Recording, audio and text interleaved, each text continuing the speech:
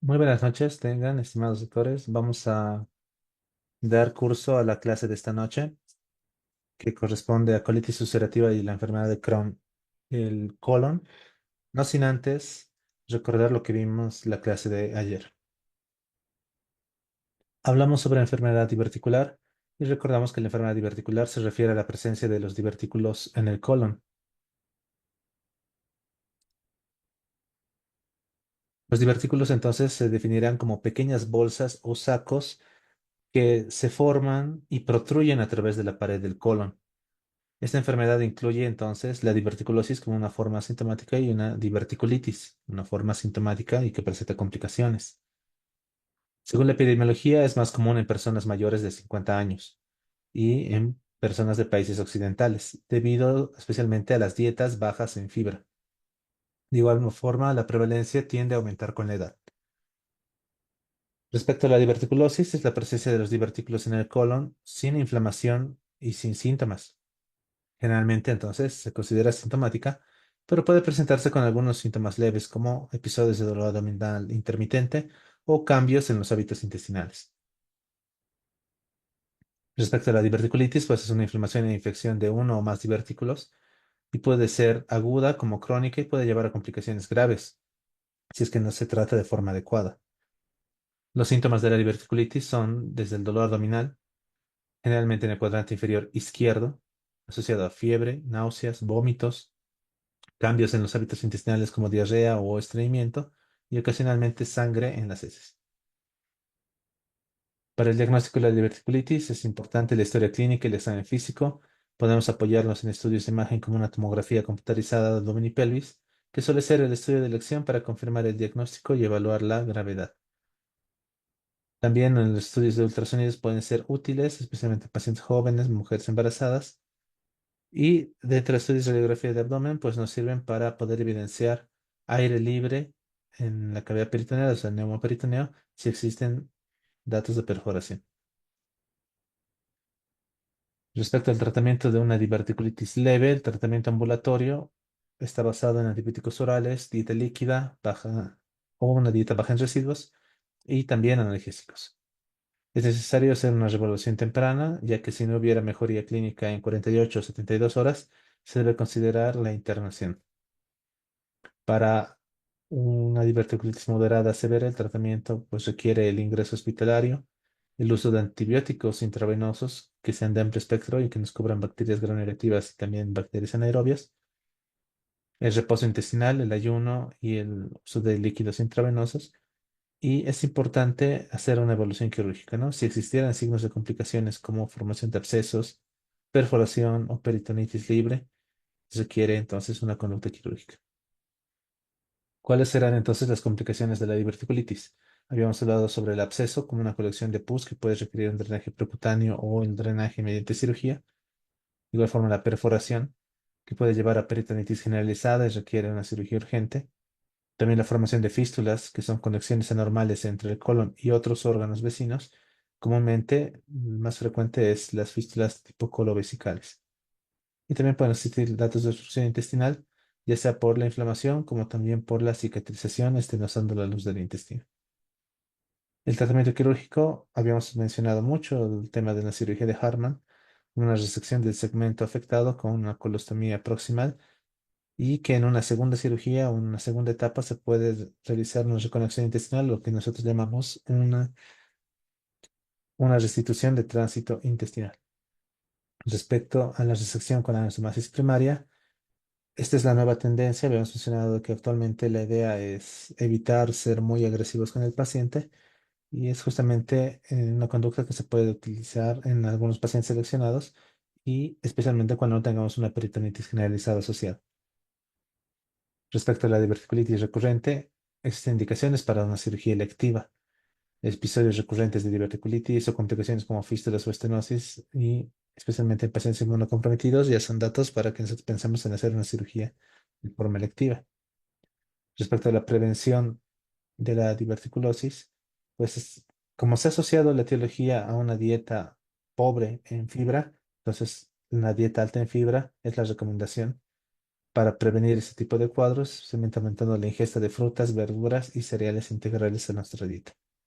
De igual forma, la hidratación adecuada, consumir suficiente agua o líquidos de forma diaria, recordando que cuando nosotros no los consumimos por vía oral, el cuerpo necesita encontrar o necesita redirigir los líquidos del organismo y el intestino grueso es el sitio preferido en el cual empieza a absorber más líquido del contenido intestinal para tratar de suplir la deficiencia del consumo o la ingesta que nosotros tenemos. Y por tanto, si nosotros tenemos una buena hidratación, no va a ser necesario que se absorba en exceso el líquido del contenido intestinal, lo cual hace que las heces sean más blandas, más voluminosas y prevendrían para la formación de nuestros divertículos de pulsión.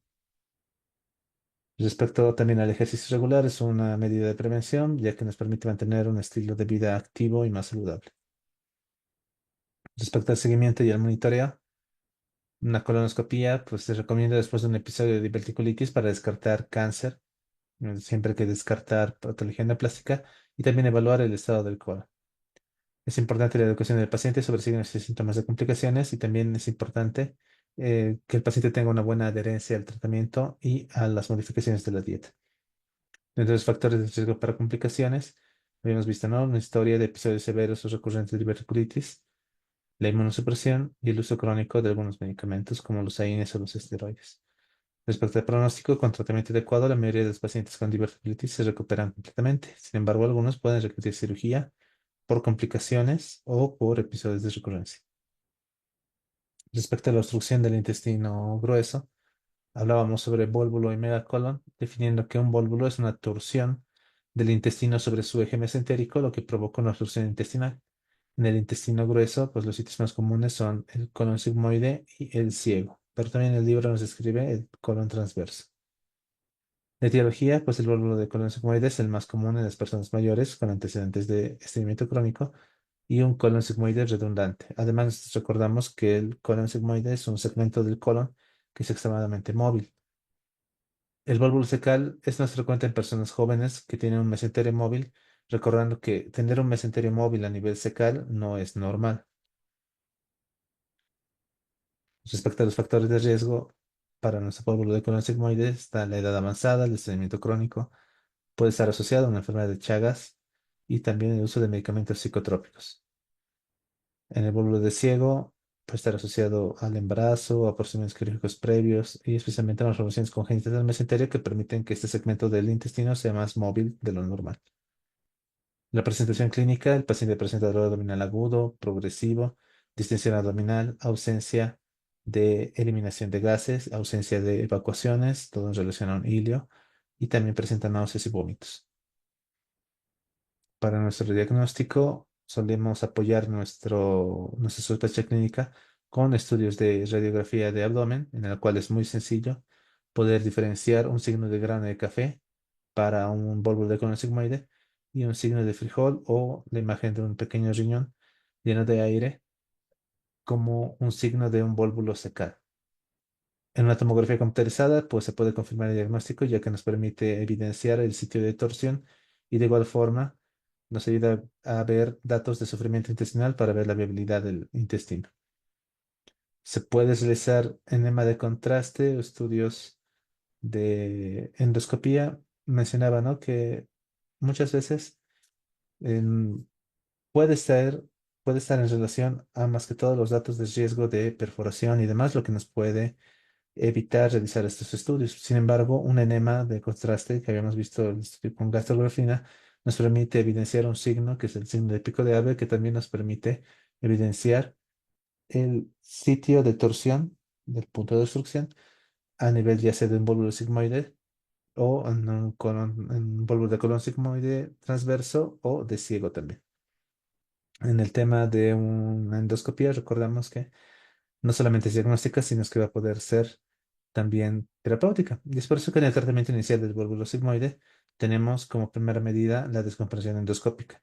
Recordamos, y muchos de nosotros tal vez vamos a hacer memoria, tal vez algunos hemos realizado ya el procedimiento a nuestro internado y demás, o hemos visto cómo a ciegas se puede realizar un bastonaje para descomprimir el vólvulo. procedimiento que el texto no lo menciona porque ya a estas alturas del desarrollo científico y demás, es mucho más recomendable realizarlo mediante una visión endoscópica. Lastimosamente en nuestro medio no es que todos los centros y hospitales tengan a disposición y a las 24 horas un servicio de endoscopía. Sin embargo, el texto nos menciona que es lo indicado, ¿no? Primero, una descompresión endoscópica mediante una sigmoidoscopía flexible para descomprimir el vólvulo, y esta suele ser exitosa en un 70 al 90% de los casos. Tiene la gran ventaja de que mediante la visión endoscópica se puede evidenciar también datos de sufrimiento intestinal para también conocer la posibilidad de requerir una cirugía de urgencia. También se hace la colocación de sonda rectal. Mediante la guía endoscópica se puede, en ese mismo procedimiento, instalar la sonda rectal que permite mantener el intestino en buena posición sin que vuelva a torsionarse y así aliviar también la obstrucción. Respecto al tratamiento quirúrgico del bóbulo sigmoide, tenemos dos tipos de procedimientos. Aquellos que entran a una cirugía de emergencia, que es el mayor caso, y los que ingresan a una cirugía electiva. Cuando nosotros hemos logrado descomprimir mediante la mínima invasión, estamos hablando mediante un bastonaje o una endoscopía, el vólvulo, podemos irnos hacia una cirugía electiva, ¿no? Preparar al paciente y someterlo a una sigmoidectomía con una anastomosis primaria para prevenir las recurrencias de esta torsión del vólvulo o este vólvulo del sigmoide.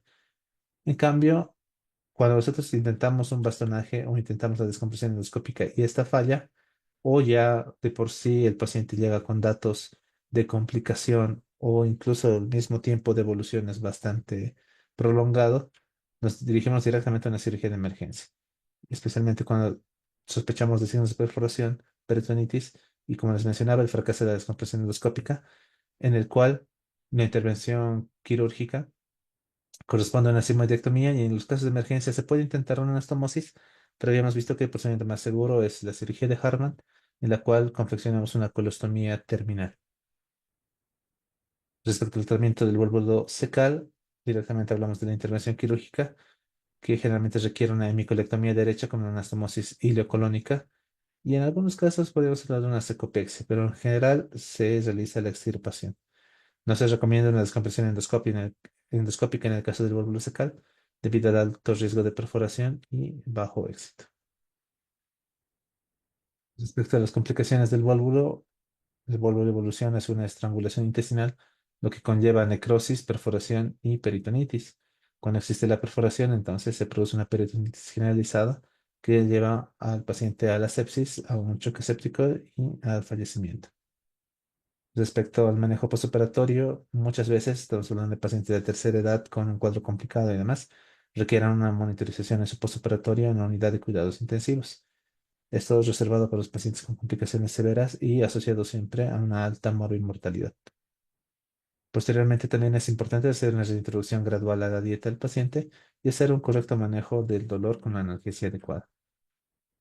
Para prevenir recurrencias, es importante que una vez que se ha resuelto la emergencia, que en este caso sería el vólvulo, es importante recomendar una cirugía profiláctica, ¿no? En aquellos pacientes con episodios recurrentes para prevenir que el siguiente episodio llegue a ser más severo. También es importante las modificaciones dietéticas para prevenir el estreñimiento crónico. Respecto al pronóstico, cuando tenemos un episodio sin estrangulación, el pronóstico suele ser bueno con el tratamiento oportuno y adecuado. Ya con datos de estrangulación o perforación intestinal, existe mayor mortalidad, mayor morbilidad con riesgo de complicaciones. También finalizando la parte de obstrucción, el capítulo esa parte del texto, nuestro capítulo de intestino grueso, nos habla un poco sobre la pseudoobstrucción, que sería el síndrome de Ogilvy, como un cuadro de pseudoobstrucción colónica aguda, con una condición similar, especialmente hasta en imagen, con dilatación de colon, etcétera, que puede confundirse con vólvulo. Sin embargo, esta no tiene un origen mecánico como tal y sería o estaría relacionado más que todo a la condición premórbida del paciente, que lo condiciona a estar mucho tiempo en reposo, que no se levante de su cama, que además reciba varios medicamentos que pueden alterar la motilidad intestinal, y generalmente responde al tratamiento con neostigmina y algunas veces requiere una descompresión colónica. Respecto a la evaluación preparatoria para los pacientes, es importante evaluar el estado hemodinámico y corregir los desequilibrios electrolíticos asociados a estos cuadros. De igual forma, la imagenología adecuada permite planificar la conducta quirúrgica. Muy bien. Respecto a nuestro caso clínico, vamos a tener un paciente masculino de 45 años con antecedentes de colitis ulcerosa, diagnosticado ya hace 10 años. Se presenta en urgencias con una exacerbación del dolor abdominal y diarrea sanguinolenta con 2 semanas de evolución y refiere que ha tenido también entre 10 a 12 evacuaciones diarias con presencia de sangre. Además, esto está asociado a una fiebre intermitente y también nota una pérdida de peso de 5 kilogramos en el último mes. Al examen físico se puede evidenciar un abdomen doloroso, la palpación en el cuadrante inferior izquierdo. No se logra evidenciar signos de peritonitis. Los ruidos intestinales se encuentran aumentados. El paciente también tiene antecedentes familiares de enfermedad inflamatoria intestinal, con un hermano que ha sido diagnosticado con enfermedad de Crohn. Respecto a las pruebas diagnósticas, se le solicita o se le realiza una biopsia de colon, cuyo informe nos revela criptitis, abscesos crípticos y una infiltración linfocítica densa sin presencia de granulomas. Los laboratorios, tenemos una hemoglobina de 9,8 gramos por decilitro y un paciente que está con datos de anemia, un hematocrito también bajo, 29%, dos leucocitos de 15.000 con predominio de neutrófilos, una albúmina de 2,8, una proteína C reactiva elevada y los electrolitos que al momento se encuentran normales. En estudios de imagen que se le solicitan, pues se tiene una colonoscopia que muestra una mucosa que se encuentra eritematosa, con un aspecto friable, ulcerado en algunos sectores, que afecta de manera continua desde lo que viene a ser el recto hasta el colon transverso. Y también se puede observar áreas con presencia de pseudopólipos. En una tomografía computarizada de abdomen y pelvis se revela el engrosamiento de la pared intestinal y algunas áreas de estenosis en el ilion terminal, lo que sugiere una enfermedad de Crohn concomitante. Muy bien, eso es respecto al caso clínico que tenemos para esta clase. Ahora vamos a postular estas 10 preguntas para la clase de esta noche y recordamos que tenemos 30 segundos para responder a cada una de ellas a partir de este momento.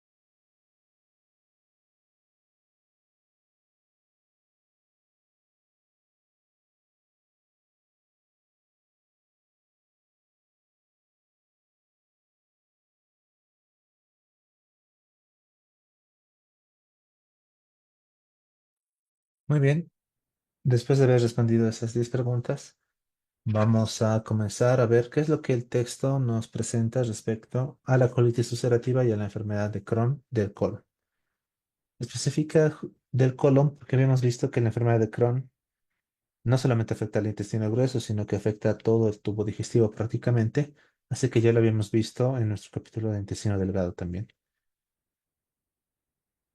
Entonces, si hablamos en general de la enfermedad inflamatoria intestinal, tenemos que hablar de tres formas descritas que afectan el intestino grueso.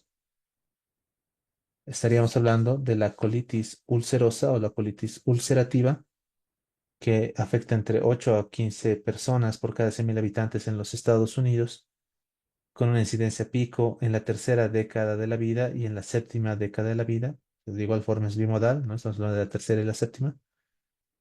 En la enfermedad de Crohn, que afecta entre 1 a 5 personas por 100.000 habitantes. De igual forma de incidencia bimodal, la mayoría de los casos entre los 15 y 30 años y luego entre los 60 y 70 años. Y cuando no podemos diferenciar entre estas dos enfermedades, entre estas dos entidades, estamos hablando de una colitis indeterminada, que se presenta en un 15% de los casos de enfermedad inflamatoria intestinal del intestino grueso. Respecto a la patología y el diagnóstico diferencial entre estas enfermedades, pues la colitis ulcerativa afecta de forma continua al recto y al colon. Y como su nombre lo dice, no es colitis ulcerativa, entonces no afecta al intestino delgado. En cambio, la enfermedad de Crohn puede afectar al recto, pero con lesiones por saltos, aunque muchas veces la persecución rectal es frecuente. Es lo que mencionábamos también en nuestro capítulo de intestino, que suele respetar al recto. Pero también recordamos que la enfermedad de Crohn no se limita al intestino grueso, ¿no? Generalmente tiene una mayor presentación a nivel del ilion, pero en teoría se dice que puede presentarse desde la boca hasta el ano, en cualquier parte del tubo digestivo.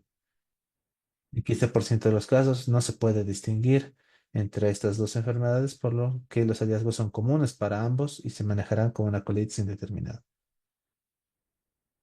Estas enfermedades inflamatorias intestinales, recordamos que como la enfermedad de Crohn también tienen manifestaciones extraintestinales, siendo el hígado el sitio común de una enfermedad extracolónica donde se puede evidenciar una infiltración grasa en un 40 a 50% de los pacientes y que puede llegar hasta cirrosis en un 2 a 5% de los pacientes. Respecto a la colitis ulcerativa, tenemos nuestra primera pregunta a responder durante nuestra clase. Y vemos, ¿no? El diagnóstico de la colitis ulcerativa casi siempre se hace por,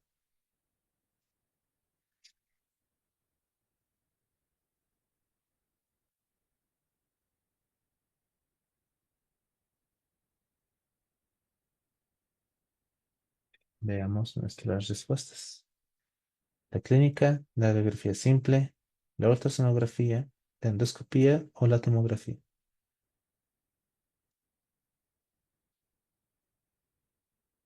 Vamos por endoscopía. Efectivamente, la respuesta es el inciso de endoscopía. Veamos, si hablamos nosotros de colitis ulcerativa, hay que recordar que es una enfermedad dinámica caracterizada por episodios de remisión y posteriormente episodios de exacerbación.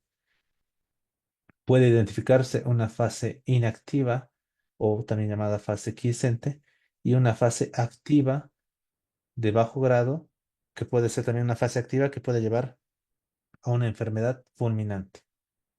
Puede afectar al recto, produciendo proctitis, o al recto y al colon sigmoides, produciendo una proctosigmoiditis, o al recto con el colon izquierdo, produciendo una colitis del lado izquierdo, o al recto y a longitudes variables del colon, en lo que se conocería como una pancolitis. Respecto al cuadro clínico, pues el inicio del cuadro suele ser insidioso, suele ser mínimo. Muchas veces lo que llama más la atención es la presencia de sangre en las heces, aunque también puede tener un inicio abrupto en la cual la diarrea y el sangrado intenso son muy llamativos, asociado a tenesmo, a dolor abdominal y también a fiebre. Respecto al diagnóstico, como habíamos preguntado, casi siempre se confirma por endoscopía. Cuando se realiza proctoscopía, especialmente en afecciones rectales, también se puede diagnosticar. Y en cuadros tempranos, lo que se evidencia es un edema de la mucosa y la pérdida del patrón vascular normal de la luz del intestino. En cuadros avanzados se observa el tejido friable, o sea, con friabilidad. Se evidencian ulceraciones de la mucosa y también algunas veces presencia de pus y moco. En una colitis ulcerativa de larga evolución, el colon se presenta como acortado y empieza a carecer de las formaciones australes o de ese aspecto que generalmente tiene el colon en nuestros gráficos, ¿no? En nuestros esquemas, por las austras y demás, ya no tiene ese aspecto. Entonces empieza a formar lo que se conoce como un colon en tubo de plomo, que es típico de una colitis ulcerativa. La inflamación se limita a la mucosa y las estenosis son poco frecuentes. Este es un dato que es importante para diferenciarlo de la enfermedad de Crohn, porque recordamos que la inflamación se presenta en toda la pared del intestino, ¿no? En la mucosa, en la submucosa, en la muscular, hasta la serosa, lo que condiciona que toda la pared se encuentre inflamada y forme las estenosis. En este caso, las estenosis son poco frecuentes en la colitis ulcerativa. De presentarse algún tipo de estenosis, debe considerarse la posibilidad de enfrentarnos a un cuadro de neoplasia hasta que se demuestre lo contrario. En relación a ese signo que habíamos mencionado, pues tenemos esta segunda pregunta que nos dice, el colon, tubo de plomo, se observa en, y bueno, lo acabamos de mencionar, ¿no? Llevan tres respuestas, exactamente. No hay mucha discusión a este nivel, ya que la respuesta es inciso B, la colitis ulcerativa. ¿Cuáles vienen a ser las indicaciones para la cirugía? Tenemos nuestra tercera pregunta en relación justamente a lo que vamos a abordar. ¿Qué nos dice? Los pacientes con signos y síntomas de colitis fulminante deben tratarse de manera radical con,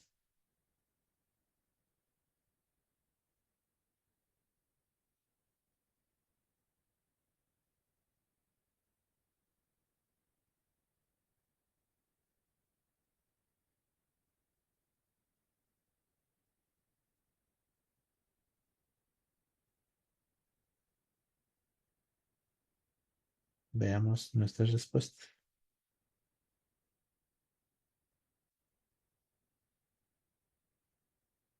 Inciso D, D, D, D, D.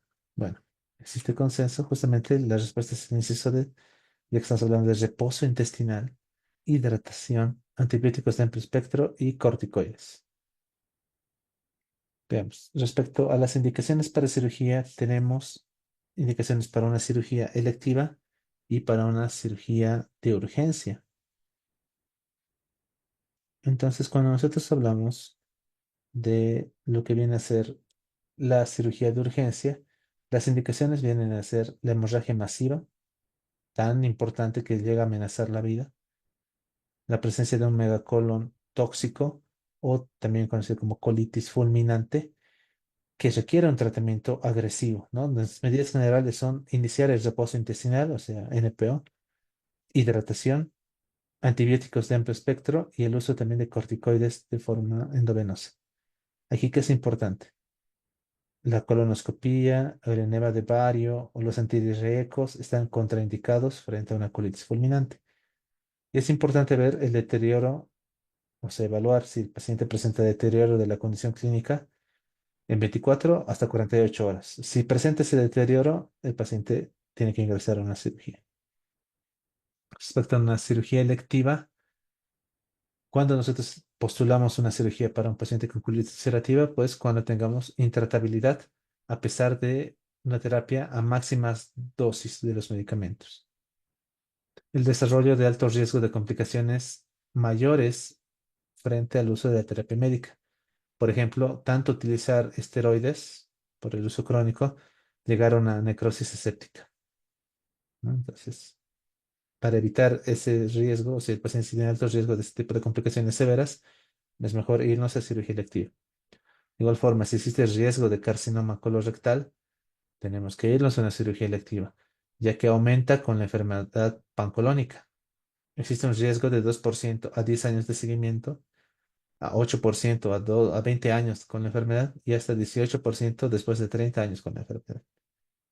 Por tanto, para descartar siempre el riesgo de carcinoma es necesaria una vigilancia colonoscópica con múltiples biopsias y existe la presencia de cáncer invasivo en 20% de los pacientes que ya tienen datos de displasia de bajo grado. Entonces, si hay sospecha o riesgo de carcinoma, es mejor en esa cirugía electiva. Nuestra pregunta 4. Respecto a la colitis ulcerativa, una de las siguientes no corresponde a las indicaciones para cirugía.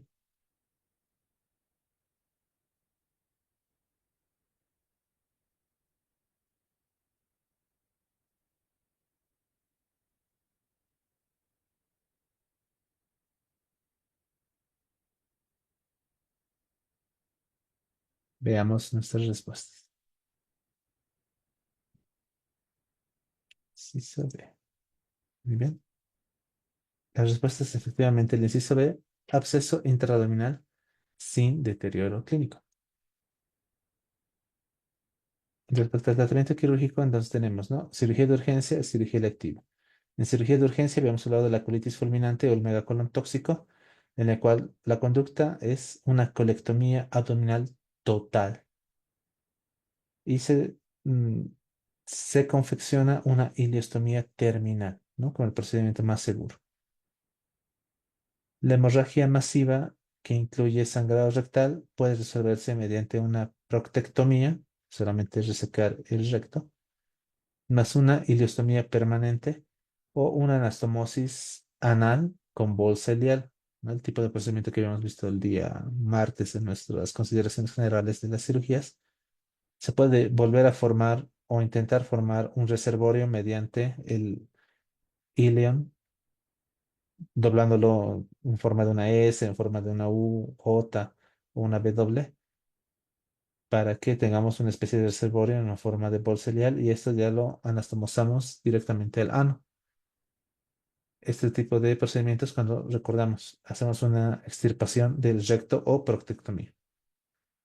Respecto a una cirugía electiva, debido al riesgo de inflamación prolongada e incluso malignidad, se recomienda incluir al recto en la resección. Es por eso que se realiza una proctocolectomía total, más también la formación de una ileostomía terminal. Esto como el estándar de oro en la cirugía electiva de una colitis ulcerativa. La proctocolectomía total se puede asociar, si no es a la ileostomía terminal, a una ileostomía continente que habíamos mencionado que recibe el nombre de bolsa de Koch. Pero de igual forma habíamos dicho que por querer darle cierta continencia al paciente con una ileostomía, lo condicionamos a morbilidad significativa.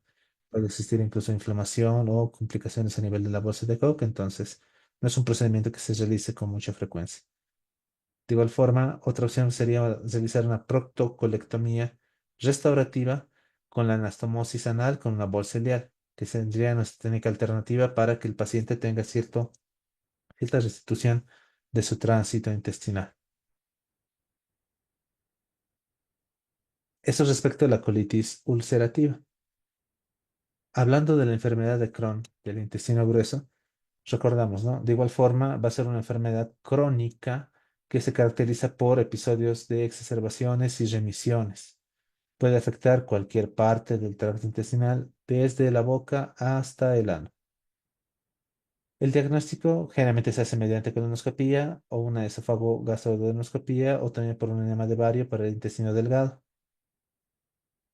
La presencia de lesiones intercaladas es la clave para diferenciarla de una colitis ulcerosa o ulcerativa. Recordamos, ¿no? Las lesiones en la enfermedad de Crohn son por saltos. La afectación rectal no se presenta en todos los pacientes, solamente en un 40%. En cambio, en la colitis ulcerativa, la afectación rectal es importante. Por eso en la cirugía se toma en cuenta la resección del recto.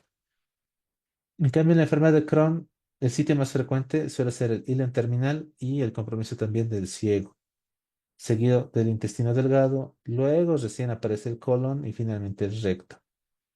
Existe también la enfermedad de Crohn anal y perianal, que se manifiesta por la presencia de fístulas y o también abscesos anales complejos y úlceras anales.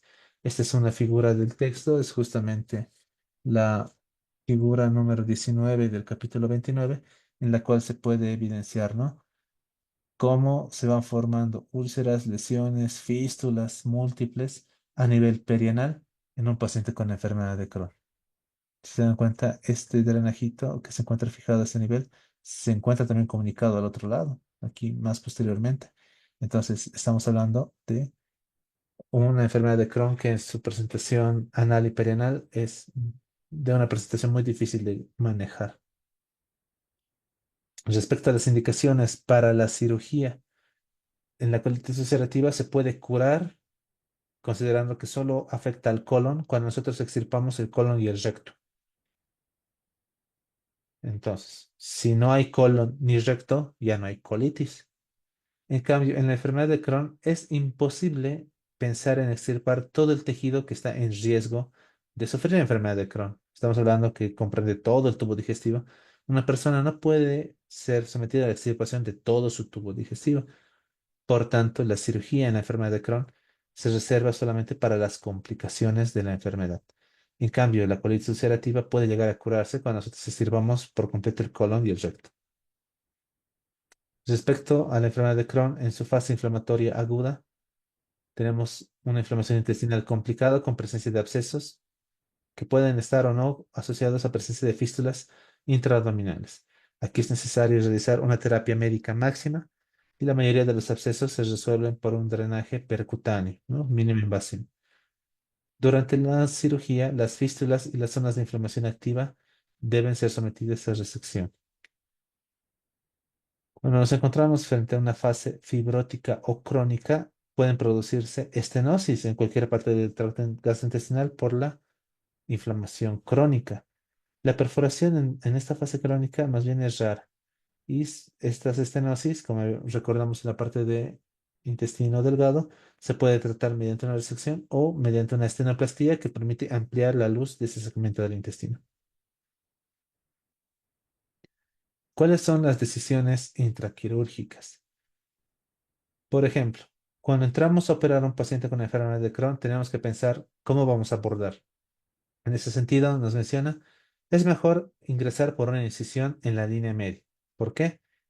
Tenemos siempre la posibilidad de terminar formando un ostoma, ya sea un colostoma o un ileostoma, dependiendo qué segmentos vamos a reseccionar. ¿Podemos hacer el abordaje por la paroscopía? Sí, condicionando o tomando en cuenta de que tal vez el paciente va a requerir múltiples exploraciones, entonces no sería beneficioso ingresar cada vez por la parotomía. Ingresar más bien de forma reiterada por la paroscopía es menos invasivo que estar abriendo la cavidad reiteradas veces.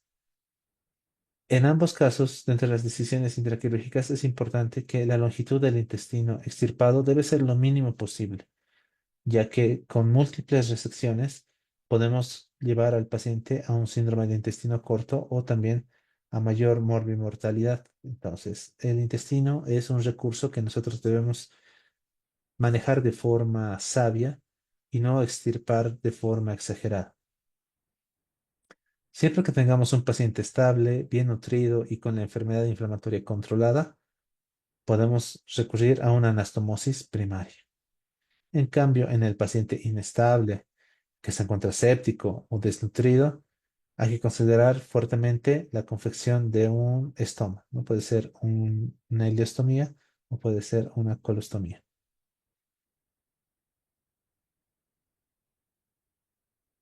El texto también nos habla nuevamente sobre la enfermedad de Crohn, en este caso ileocólica y del intestino delgado, recordando que no solamente afecta al intestino grueso, sino que también afecta al ciego. Cuando afecta al ciego tiene mucha frecuencia para afectar también al ileón terminal y por tanto la forma ileocólica se presenta en un 41% de los pacientes y la de intestino delgado en un 35% de los pacientes. ¿Cuáles son las indicaciones para una cirugía? Cuando tengamos presencia de una fístula interna, un absceso, que esto suele presentarse en el 30-38% de los pacientes. cuando tengamos datos de obstrucción en un 35-37% de los pacientes. De igual forma, la presencia de un absceso de psoas puede deberse muchas veces a una enfermedad ileocólica que ha sido abscedada. La sepsis entonces se trata mediante un drenaje percutáneo de los abscesos más el tratamiento antibiótico y es importante, ¿no? También lo habíamos mencionado en la parte o en nuestro capítulo de patología intestinal o de intestino delgado, que la parte nutricional no se debe dejar de lado. Entonces, muchas veces se necesita nutrición parenteral. Las estenosis aisladas pueden resecarse o someterse a estenoplastías. Entonces recordamos, ¿no? Como hacíamos mediante las técnicas de Henig-Mikulich, en la cual cortamos en un sentido y suturamos en otro para aumentar la luz, o la técnica parecida a la técnica Fini de las piloroplastías, en la cual le damos una forma de U invertida a nuestra asa intestinal, hacemos la sección y suturamos ampliando la luz de ese segmento estenosado. Existe una alta recurrencia, ¿no? Si nosotros vigilamos al paciente durante 10 años, más del 50% de los pacientes recurren con alguna complicación. La mayoría requieren incluso reintervenciones, reoperaciones. Específicamente hablando de la colitis de Crohn, ¿puede existir la colitis fulminante o también el megacolon tóxico? Sí. De igual forma requiere reanimación y tratamiento médico con reposo intestinal, antibióticos de amplio espectro y corticoides parenterales. Lo importante es que el tratamiento inicial es con medidas generales, pero hay que vigilar, ya que si el paciente no mejora, estamos hablando de 24 a 48 horas, debemos irnos a una cirugía. En este caso estamos hablando de una colectomía abdominal total con ileostomía terminal. Si existiera afectación rectal, nos vamos a una prostatectomía electiva. Si no existe afectación rectal, podemos realizar una anastomosis ileorrectal tras la recuperación. O sea, después de haber extirpado todo el colon y hacer nuestra ileostomía, seguimos haciendo investigaciones, ¿no? En su postoperatorio lo vamos vigilando, vamos haciendo estudios complementarios, especialmente colonoscopías. En este caso estaríamos hablando de proctoscopías que nos permiten evidenciar si existe compromiso o no del recto. Como no es frecuente en la enfermedad de Crohn, si no existiese afectación rectal, podemos anastomosar nuestro ilio en el recto. Pero si existe afectación rectal, hay que también extirpar el recto en una proctectomía. ¿Cuáles vendrían a ser otras indicaciones para una cirugía en una colitis de Crohn? La intratabilidad, las complicaciones del tratamiento médico y de igual forma que en la colitis ulcerativa, el riesgo de desarrollar malignidad. En casos de displasia, no se recomienda la reconstrucción anal con una bolsa ileal por el riesgo del desarrollo de una enfermedad y un alto riesgo de fístula a nivel de la bolsa, ¿no? La bolsa puede complicarse con fístula, con absceso, con estenosis y producir una disfunción y falla de la misma y por tanto en esos casos no es recomendable hacer la conformación de una bolsa ileal. Dentro de los puntos claves de este capítulo de intestino grueso, pues el punto clave número 4 está en relación a este tipo de enfermedades inflamatorias y nos dice, ¿no? En la enfermedad inflamatoria intestinal, tanto la enfermedad de Crohn como la colitis ulcerosa se asocian con un mayor riesgo de carcinoma colorectal. El riesgo depende de la cantidad de colon afectado y también de la duración de la enfermedad, ya que con mayor cantidad de colon o mayor extensión de colon afectado hay mayor probabilidad de que el tejido presente displasia y también mientras más tiempo se encuentre el paciente con la enfermedad activa, hay mayor probabilidad de que se desarrolle también displasia. Respecto a la enfermedad de Crohn anal y perianal, ya habíamos visto esta imagen y recordamos, ¿no? En un 35% de los pacientes. Generalmente está asociada a enfermedad de Crohn en otros segmentos del intestino.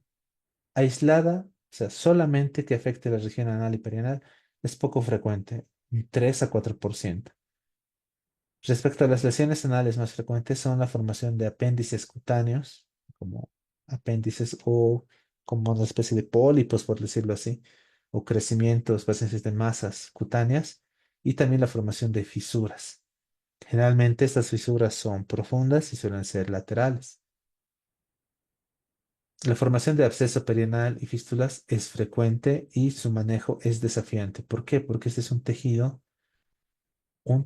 que se mantiene inflamado, mucho tiempo, no cicatriza de forma rápida y más bien al estar inflamado adquiere un carácter friable que por la misma funcionalidad que tiene el recto o el ano, pues va a estar en constante eliminación de diarrea, de sangre, de heces.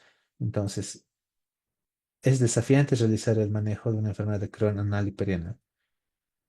Dentro del tratamiento, muchas veces las medidas generales lo que hacen es tratar de ayudar a los síntomas con una terapia local. Por ejemplo, tratar de disminuir la irritación de la piel por la diarrea que presenta el paciente. Cuando nosotros tenemos apéndices cutáneos, formación de hemorroides o presencia de fisuras, ¿cuál es la recomendación del libro? No se debe extirpar. ¿Por qué razón? Porque si nosotros lo extirpamos, vamos a condicionar una herida que no va a sanar de forma rápida, porque ese tejido es un tejido inflamatorio. Entonces, más bien le condicionamos al paciente al riesgo de heridas crónicas. Cuando existe dolor anal, es necesario hacer una exploración con anestesia y revisar, ¿no? Si es por la presencia de un hemorroide que se encuentra tal vez con un dato de trombosis, o son las fisuras, o son las fístulas las que están produciendo la molestia. Pueden existir también presencia de abscesos, abscesos recurrentes o la formación de fístulas complejas, en los cuales es necesario primero hacer un control de la infección. En el caso de las fístulas, delimitar su anatomía, hacer una delimitación de las fístulas de los abscesos y el tratamiento de la enfermedad subyacente de la mucosa. O sea, no solamente hay que hacer un tratamiento local, sino también hay que tratar de hacer un tratamiento médico general para controlar la parte inflamatoria de esta enfermedad de Crohn. Y lo más importante es que si vamos a hacer drenajes para controlar también la infección, es necesario preservar el esfínter, porque si nosotros no preservamos el esfínter, condicionamos a nuestro paciente que presente incontinencia. Respecto a la enfermedad de Crohn anal, se presenta en un 10 a 15% de los casos y requieren una proctomía por sepsis anal y perianal. De igual forma, cuando existe proctitis, una enfermedad de Crohn, iniciamos un tratamiento médico con presencia de salicilato o también asociado a enemas de corticoides, corticosteroides, y hay que asociar metronidazol. Podemos utilizar infliximab o adalimumab. Es importante drenar todos y cada uno de los abscesos antes de iniciar una terapia inmunosupresora, ya que podemos hacer todo lo contrario de lo que tenemos como objetivo. Si bien tenemos un efecto o una esfera infectológica infecciosa importante, el tratamiento es inflamatorio, o sea, la enfermedad es de naturaleza inflamatoria y el tratamiento también tiene que cubrir esa parte inflamatoria. Pero si nosotros utilizamos corticosteroides y demás, hay que recordar que tiene su efecto inmunodepresor. Entonces, si vamos a utilizar una terapia inmunosupresora, inmunodepresora o anticuerpos monoclonales, debemos estar seguros de que hemos tratado previamente las colecciones de pus, porque si no, vamos a condicionar que esta parte infecciosa, estos abscesos, crezcan, se compliquen, sean más profundos y más bien estaríamos condicionando a mayor mortalidad a nuestro paciente en lugar de tratar de estabilizarlo y mejorar o hacer que remita la fase activa de la enfermedad inflamatoria. Eso respecto a la enfermedad de Crohn del colon. Y habíamos dicho, no, si no es colitis y si no es enfermedad de Crohn y estamos en la duda, lo manejamos como una colitis indeterminada. Y tenemos nuestra última pregunta de la clase de esta noche, que nos dice, bajo el diagnóstico de colitis indeterminada en un paciente con intratabilidad médica, se realiza colectomía total con ileostomía. El estudio patológico sugiere colitis ulcerativa, por lo que se recomienda programar el siguiente procedimiento quirúrgico. Y ahí tenemos como un distractivo, ¿no? En el tamaño de las letras.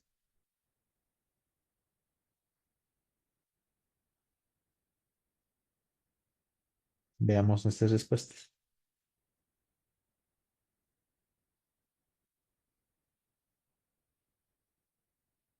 Veamos las respuestas. Inciso B, B, B, B, B. Muy bien. Pues no. La respuesta es una anastomosis anal más la formación de una bolsa ileal. O veamos. Recordemos. Está en relación entonces a nuestro manejo de nuestra colitis indeterminada. Lo vamos a revisar. Para nuestro diagnóstico, 15% de los pacientes presentan características clínicas y patológicas, pero de ambas enfermedades. De igual forma, la endoscopía, el enema de Barrio o hasta una biopsia no son capaces de diferenciarlas. Porque es muy sencillo cuando nosotros hacemos una biopsia, hacemos una colonoscopia, tomamos una biopsia y nos dice si existe una inflamación transmural. Así es así, entonces nosotros diagnosticamos una enfermedad de Crohn. Pero si nosotros hacemos esta biopsia y nos dice, no, muestra insuficiente o indeterminada, poco caracterizable, etcétera, la biopsia ya no nos da nuestro diagnóstico. De igual forma, podemos hacer una endoscopía y podemos ver un tejido friable y ver tal vez un poco de pus. No vemos o podemos ver en algunos segmentos el sitio o los signos de empedrado, etcétera. No llega a ser concluyente, ¿no? A eso se refiere. Eso en un 15% de los pacientes. Entonces hablamos de colitis indeterminada. ¿Cuándo operamos? Cuando existe intratabilidad, cuando existe complicaciones de la terapia médica y también cuando existe riesgo de desarrollo de malignidad. Si se dan cuenta, en los tres casos, las indicaciones de cirugía son las mismas. Respecto a la técnica o qué procedimiento vamos a realizar, el mejor procedimiento inicial con preservación de esfínter es la colectomía abdominal total más una ileostomía terminal. Eso es lo que nosotros tenemos que hacer de inicio.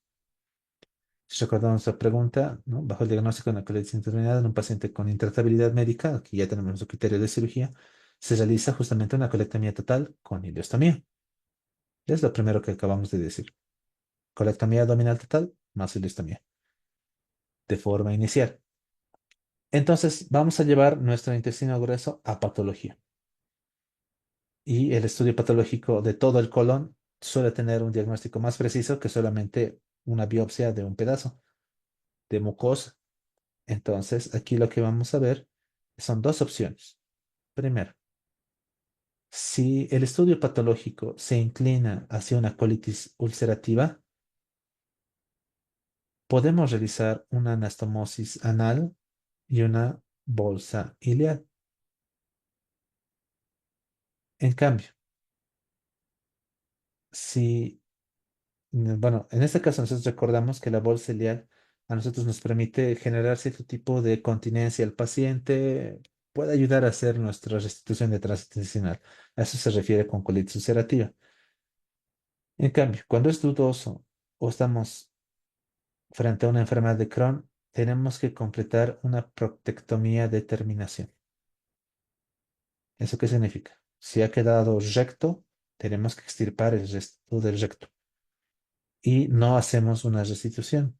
Terminamos confeccionando nuestra ileostomía terminal, porque si formáramos una bolsa ileal, hay mucho riesgo de que la enfermedad de Crohn, que afecta con mucha frecuencia el ileum, produzca una bolsitis, produzca una inflamación de nuestra bolsa ileal. Es por eso que en presencia de una enfermedad de Crohn, nos mantenemos con nuestra ileostomía terminal. Y en nuestro caso, ¿no? En esta pregunta que teníamos, le hacemos la ileostomía y el estudio patológico sugiere colitis ulcerativa. Entonces, si existe o se ha inclinado por una colitis ulcerativa, podemos hacer nuestra bolsa ciliar. En cambio, si aquí dijera enfermedad de Crohn, ahí sí nos quedamos con nuestra ileostomía terminal, ¿no? Esa es la explicación, la justificación de la respuesta de esa pregunta. Si es indeterminado, primero colectomía abdominal total con ileostomía terminal. Y tras la patología, si nos dicen colitis, podemos pensar en hacer una restitución de tránsito con bol ciliar. Y si es dudoso o se inclina por enfermedad de Crohn, si existe recto, terminamos de extirpar el recto y nos quedamos todavía con nuestra ileostomía terminal. La tasa de fallo cuando nosotros confeccionamos una bol ciliar es relativamente alta, ¿no? Estamos hablando de 15 a 20%. Entonces, por eso muchas veces nos quedamos con nuestra ileostomía terminal. Bueno, eso respecto a lo que nos presenta el texto en relación a estas enfermedades inflamatorias a nivel del intestino grueso. Y vamos a comenzar entonces a modo de terminar con la resolución de nuestro caso clínico y de las 10 preguntas que habíamos postulado. Veamos. La historia clínica de nuestro caso clínico, pues el paciente masculino de 45 años tiene antecedentes de colitis ulcerosa diagnosticada hace 10 años. O sea, este paciente ya estaba diagnosticado de colitis ulcerativa. Presenta o se presenta en urgencias con una exacerbación de dolor abdominal, presenta también diarrea sanguinolenta y últimamente hasta 10 a 12 evacuaciones diarias con sangre. Esto es lo que posteriormente condiciona su anemia, ¿verdad? Y además, fiebre intermitente y pérdida de peso. Al examen físico, el abdomen se encuentra doloroso, la palpación en el cuadrante inferior izquierdo, sin signos de peritonitis. Los ruidos intestinales están aumentados y el paciente también tiene antecedentes familiares de enfermedad inflamatoria intestinal. O sea, él tiene colitis ulcerosa y su hermano tiene enfermedad de Crohn. Recordamos, en la enfermedad inflamatoria intestinal existe esa relación genética familiar. En sus pruebas diagnósticas, la biopsia nos menciona, ¿no? Existe una infiltración linfocítica densa en la pared, pero no existen granulomas. En otras palabras, existe inflamación crónica. Recordamos, inflamación, en este caso colitis, o también una enfermedad de Crohn, también produce inflamación crónica. Pero recordamos, la tuberculosis también produce inflamación, pero la diferencia es que la tuberculosis produce granulomas y otras enfermedades producen también granulomas. Por ejemplo, una tuberculosis sería un granuloma caseoso, ¿no? Entonces, por eso es importante aquí esta parte, ¿no? No hay granulomas. Ya habíamos mencionado, el paciente que presenta tantas deposiciones con presencia de sangre, pues se encuentra con anemia. El proceso inflamatorio, pues ha condicionado la leucocitosis. Como el paciente no se debe estar alimentando de forma adecuada, tiene hipoproteinemia, o sea, hipoalbuminemia, y nuestra proteína C reactiva como marcador de inflamación también se encuentra elevado.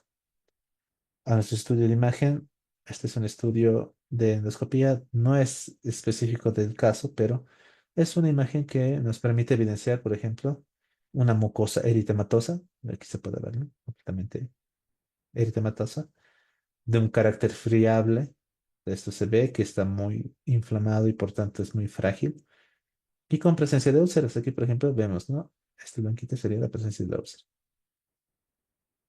Y esta úlcera o este patrón de imagen se presenta de forma continua desde el recto hasta el colon. O sea, nosotros ya sabemos que el paciente tenía colitis ulcerosa. Esta es una imagen de colitis ulcerosa. Justamente hasta el colon transverso. Perdón. Esta imagen justamente nos permite ver cómo se van formando pseudopólipos por la inflamación crónica. Y cuando se forman o empiezan a formarse estos pólipos, es justamente en esos sitios donde uno tiene que empezar a buscar sitios de displasia. Porque con la formación de los pseudopólipos, recordamos que puede existir displasia y siempre va a existir el riesgo latente de una enfermedad neoplásica de un cáncer. En la tomografía computarizada del abdomen y la pelvis se revela un engrosamiento de la pared intestinal y algunas áreas de estenosis en ilion terminal. Entonces, lo que habíamos visto en la colonoscopía y todo lo que habíamos visto antes era de una colitis ulcerativa, porque se estaba limitando solamente al colon, recto y colon. Pero aquí ya estamos viendo que existe compromiso también del ilion terminal. ¿Eso qué significa? La colitis ulcerativa no afecta al ilion, no afecta al intestino delgado. Y si vemos lesiones en el intestino delgado, ya no nos quedamos solamente con su colitis ulcerosa o su colitis ulcerativa previa. Además, este paciente está presentando datos de una enfermedad de Crohn concomitante en el sentido de que está acompañando a su colitis ulcerativa, ¿no? Y esa es la explicación de nuestro caso clínico.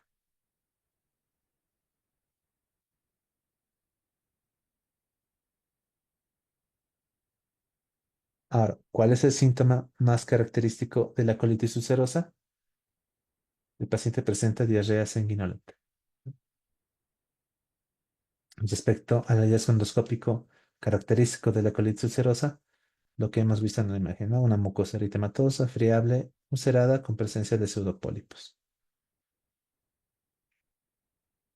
¿Cuál de los siguientes hallazgos histológicos es más característico de la enfermedad de Crohn? La formación de granulomas no calcificantes. Recordemos que si son calcificantes, esto más bien nos está hablando de tuberculosis. ¿Cuál es una característica distintiva de la enfermedad de Crohn en comparación con la colitis ulcerosa? Recordamos, ¿no? La colitis ulcerosa se limita a la mucosa submucosa.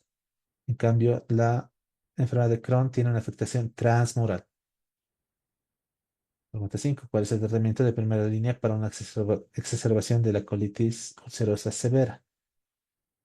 Pues nosotros recordamos que en su tratamiento está el uso de corticoides intravenosos, ¿no? Corticosteroides intravenosos.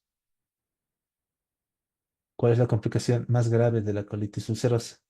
Llegar al megacolon tóxico o a la colitis fulminante, ¿no? Pregunta 7. ¿Cuál es el papel de los agentes biológicos en el manejo de la colitis ulcerosa y también en la enfermedad de Crohn? Pues sirve como un tratamiento de rescate en casos refractarios al tratamiento convencional. ¿Qué prueba de laboratorio se utiliza comúnmente para monitorizar la actividad inflamatoria en la enfermedad inflamatoria intestinal? Está con cierta disponibilidad en la mayoría de los laboratorios, en la mayoría de los centros.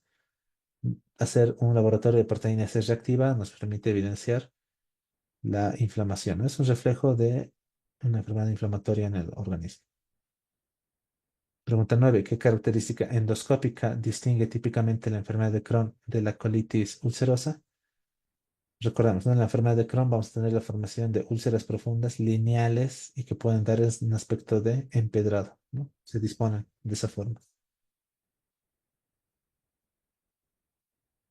Pregunta 10. ¿Cuál es el objetivo principal del tratamiento de mantenimiento de la enfermedad inflamatoria intestinal?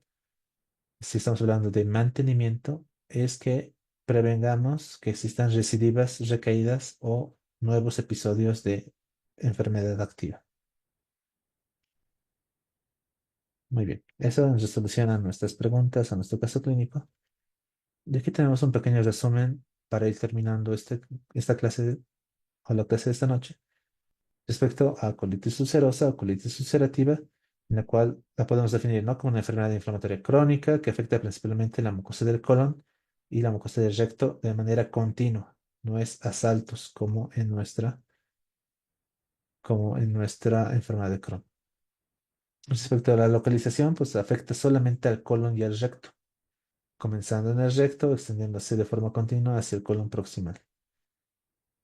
Puede encontrarse en la región recta sigmoidea como una localización más común. La presentación clínica, pues la diarrea sanguinolenta crónica, dolor abdominal, tenesmo, urgencia fecal, y también pueden existir síntomas sistémicos como fatiga, fiebre y pérdida de peso. Las complicaciones, ¿no? Estamos hablando del megacolon tóxico o la colitis fulminante como una complicación aguda y grave. También existe el riesgo aumentado de cáncer colorectal, especialmente después de 8 o 10 años de enfermedad. Y también existen manifestaciones extraintestinales, como toda enfermedad inflamatoria intestinal, pues puede estar asociado a artritis, espondilitis anquilosante, uveitis, colangitis esclerosante primaria, entre varios más. Respecto a la colitis ulcerativa, en el diagnóstico tenemos la colonoscopía que muestra una inflamación continua desde el recto con úlceras superficiales, pérdida del patrón vascular, presencia de pseudopólipos.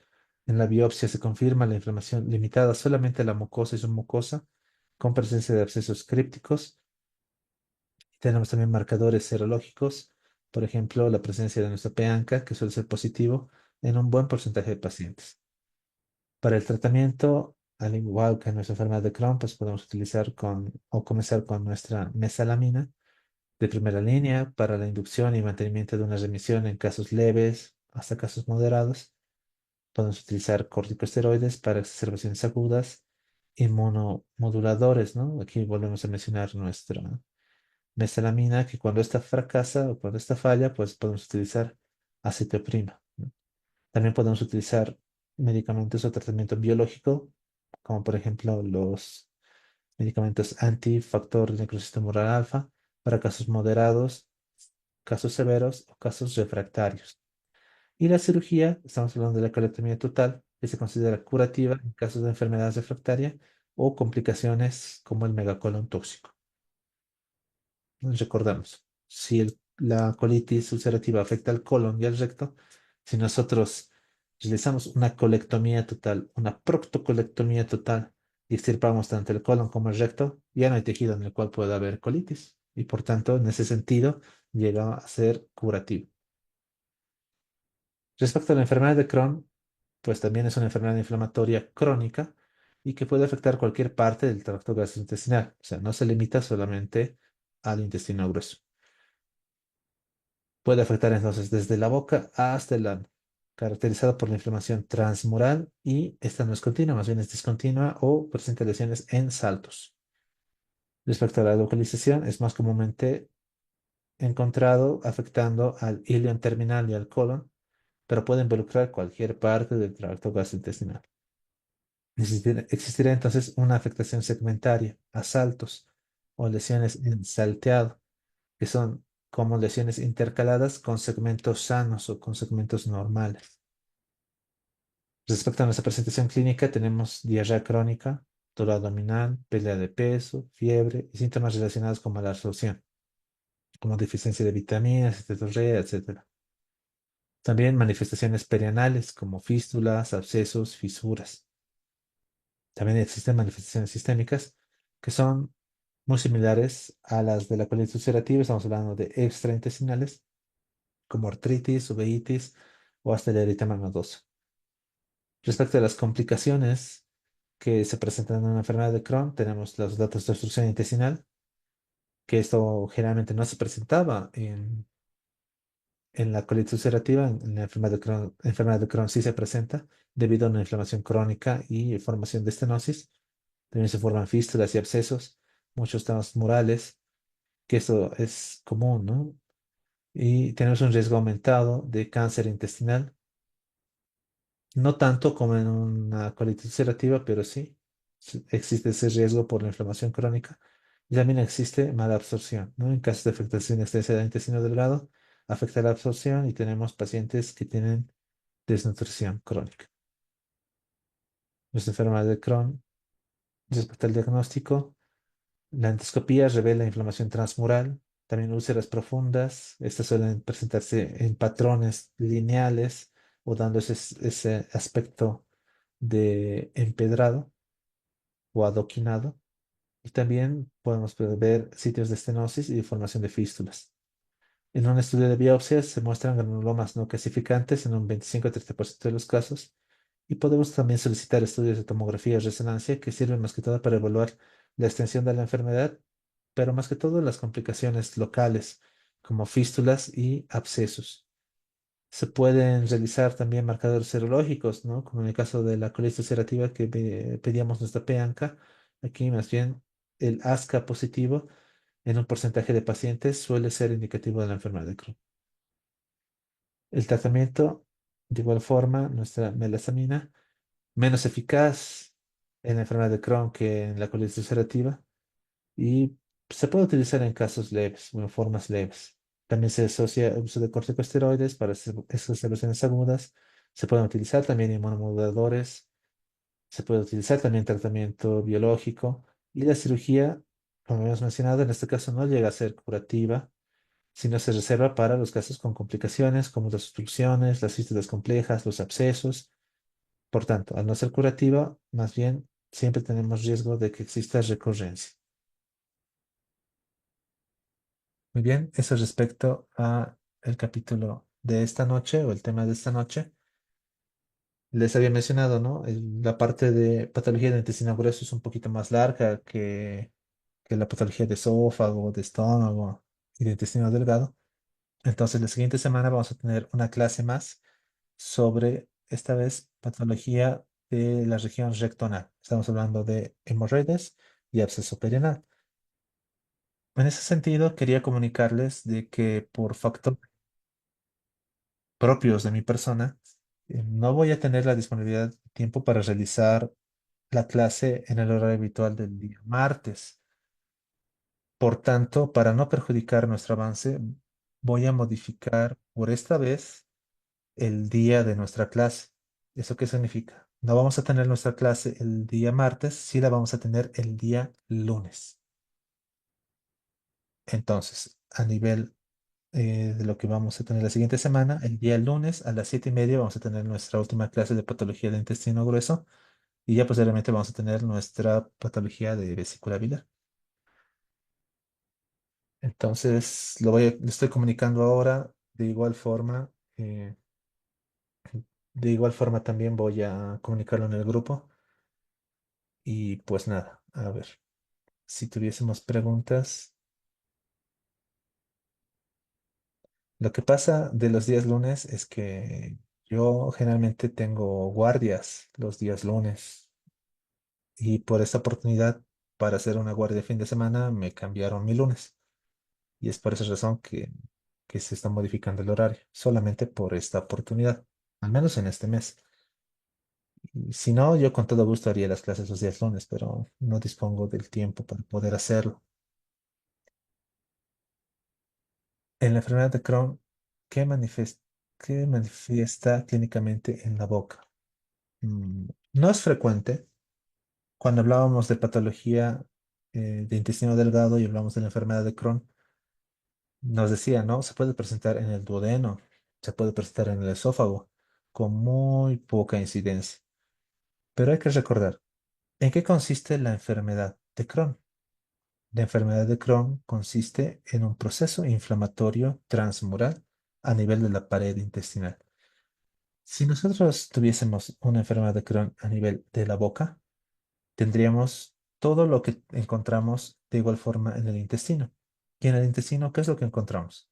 Primero, las úlceras aftosas que se van presentando de forma organizada, estrellada, dando ese carácter adoquinado y lesiones en saltos. ¿Eso qué significa? A nivel de la boca podríamos empezar a observar entonces aftas, aftas estrelladas y proceso inflamatorio.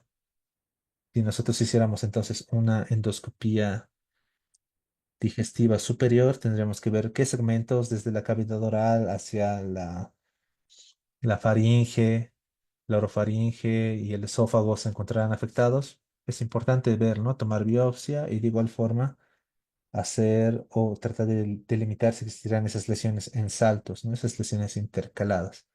Pero en general, la enfermedad de Crohn hace eso, ¿no? Produce un proceso inflamatorio crónico a nivel de la pared intestinal. A nivel anal sucede prácticamente lo mismo. Vamos a tener inflamación crónica, pero esta inflamación crónica a nivel anal, pues vamos a recordar que tenemos presencia de muchas bacterias, etcétera, que condiciona justamente a que existan abscesos, a que existan formaciones de pus y con la formación de abscesos, estos abscesos van a empezar a decolar, van a buscar su camino al exterior y ya vamos a tener trayectos fistulosos. Trayectos fistulosos, vamos a tener fístulas, abscesos y es todo eso que va a complicar la formación de nuestra forma o nuestra presentación perianal de la enfermedad de Crohn. En la boca tendría que ser parecido, pero repito, afortunadamente no es muy frecuente que se presente a nivel de la boca.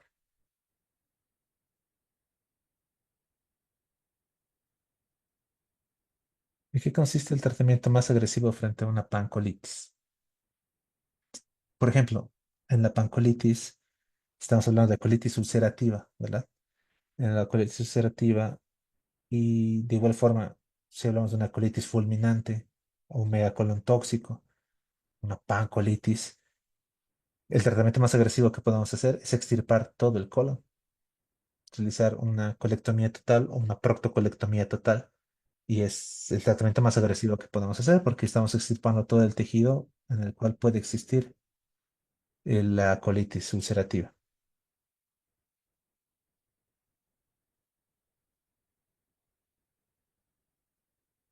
Muy bien.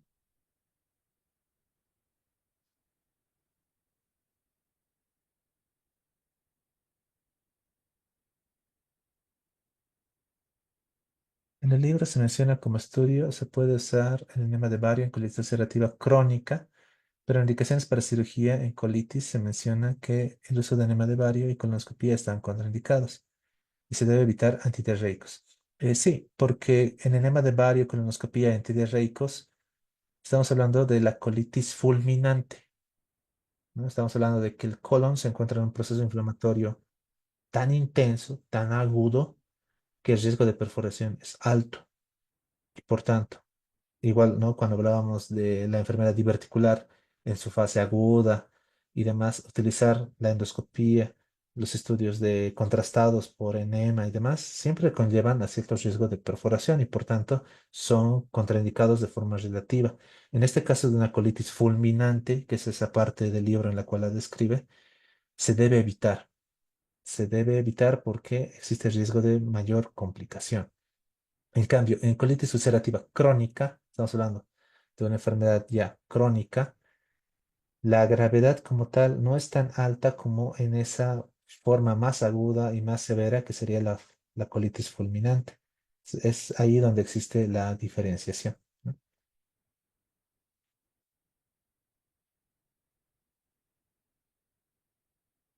Muy bien. ¿Cuál es la complicación del uso de enema de Bari en la colonoscopia, en la colitis ulcerativa? Ya lo habíamos mencionado, ¿no? En la colitis fulminante hay mucho riesgo de perforación. O si ya existe la perforación, de que nuestro contraste, nuestro bario, pase a la cavidad peritoneal y nos complique también la situación del paciente. Y en la colonoscopia igual, ¿no? Se nos puede ir en un tejido bastante friable. El mismo sigmoidoscopio o colonoscopio puede terminar perforando la pared. Entonces, por esas razones que se debe evitar. Colgajos de avance endoanal. Mm, es muy complicado cuando hablamos de la enfermedad de Crohn perianal, el manejo, ¿no? Esa imagen, por ejemplo, es una imagen bastante explícita de cómo puede llegar a destrozarse toda esa región perianal por el compromiso inflamatorio.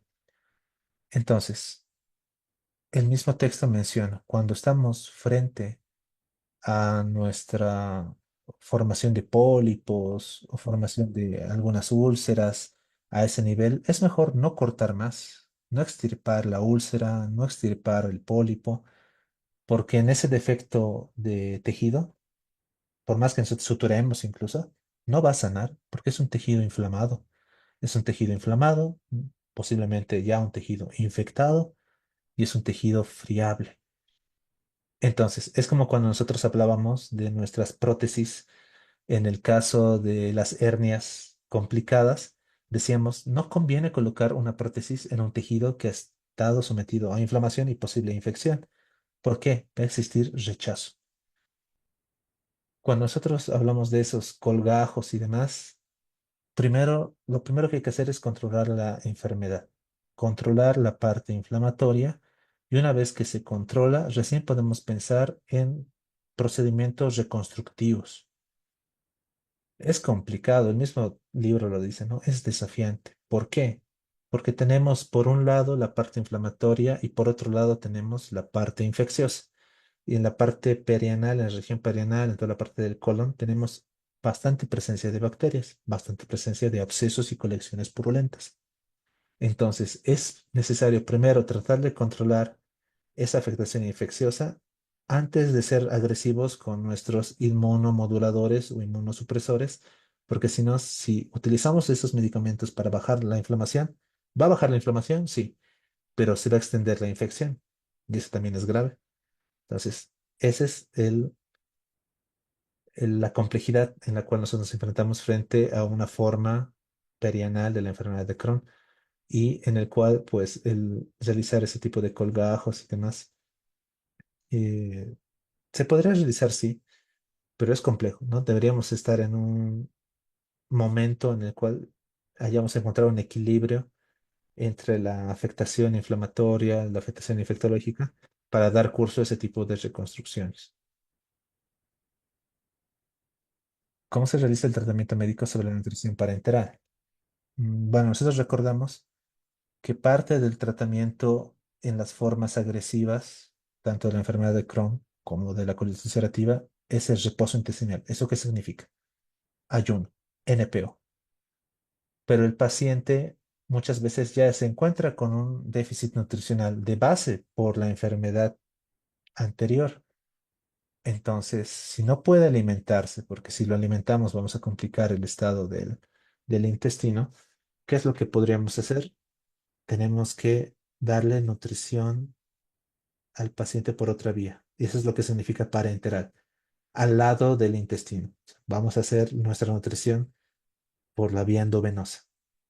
Es necesario que le instalemos un catéter venoso central para iniciar la nutrición parenteral, que es prácticamente ofertarle al paciente aminoácidos, azúcares, lípidos y oligoelementos, o sea, todo lo que nosotros obtenemos de la dieta, ofertárselo directamente a la circulación venosa. Y en eso consiste la nutrición parenteral, para tratar de evitar que el ayuno o la afectación intestinal comprometa más el estado nutricional del paciente y lo condicione a inmunosupresión, lo condicione a una pérdida de peso importante o a hipoproteinemia, que entonces recordamos, para hacer cualquier tipo de cirugía, la cicatrización depende mucho de nuestro estado nutricional, depende mucho de nuestra concentración de proteínas, de albúmina en la sangre. Y justamente la nutrición parenteral lo que intenta hacer es mejorar el estado nutricional del paciente en un paciente que no puede recibir dieta por vía oral. O incluso si un paciente ya puede recibir dieta por vía oral, de igual forma sirve como un coadyuvante, ayuda a mejorar el estado nutricional del paciente.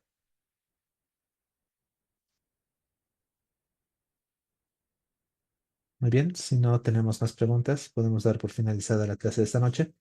Les repito, el día lunes vamos a tener nuestra última clase de patología de intestino grueso con la última parte que vendría a ser el, lo que vendría a ser la parte de hemorroides y absceso perianal. Y ya posteriormente vamos a ver patología de vesícula biliar. Que tengan muy buenas noches. Me adelanto un poco a felicitarlos con un fraterno abrazo y deseándoles todo lo mejor en su carrera profesional como médicos, ya que el día de mañana vamos a celebrar el Día del Médico a nivel nacional. Y pues exhortándolos, motivándolos a que sigan estudiando, sigan preparándose. Les repito, la carrera que hemos elegido en el sentido de que yo siento que estamos aquí porque nos gusta, no hay otra explicación, nos apasiona, nos encanta, amamos esta carrera, amamos este estilo de vida y queremos continuar ejerciendo todo lo que estamos aprendiendo, todo lo que estamos practicando, todo lo que nos estamos cultivando, no es para nosotros, es para los demás, es para la población y eso hace que nuestra profesión sea una de las más nobles que existe. En ese sentido, pues exhortarles a que sigan fortaleciéndose, sigan cultivándose, sigan estudiando, sigan preparándose, tengan siempre sus objetivos altos porque el esfuerzo y la dedicación va a lograr que ustedes los alcancen. Si tienen objetivos bajos, los van a alcanzar, pero se van a quedar bajos. Si tienen objetivos altos, los van a alcanzar también y van a tener entonces también un alcance alto, que al final no es para beneficio netamente de nosotros o de ustedes, es para beneficio de otras personas, para el beneficio de nuestra sociedad, prácticamente beneficio de la humanidad, todos como seres humanos, como comunidad, de forma general. Entonces, que tengan un feliz día del médico el día de mañana. No se emocionen mucho con las celebraciones, todo con medida.